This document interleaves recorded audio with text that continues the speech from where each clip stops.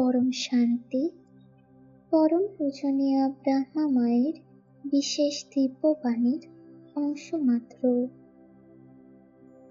মা বলছেন, তোমরা বিশ্ব পরিবর্তনের নিমিত্ত। যতক্ষণ এটি তোমরা নিজের রূপ, নিজের স্বরূপ না বদলাবে, ততক্ষণ পর্যন্ত পরিবর্তন কিভাবে হবে? তোমরা বলো, প্রথমে কি বদলাবে? প্রথমে তো নিজের স্বরূপ বদলাবে না? ওটি তো স্বপরিবর্তন থেকে বিশ্ব পরিবর্তন, না?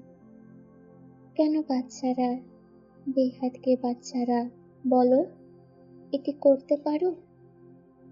হাত উঠাও যে করতে পারে। সকলে করবে না? নিজের নিজের গোলা বানাবে। লাইটের গোলা, সাদা প্রকাশের গোলা, ওটি আমাদের ঘর। কি?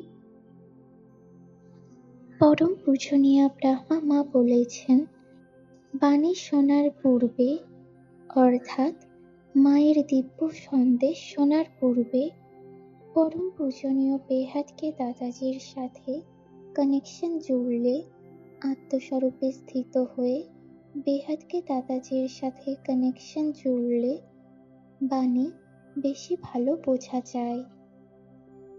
এমনটি ব্রহ্মা মা বলে থাকেন। ধন্যবাদ। পরম শান্তি।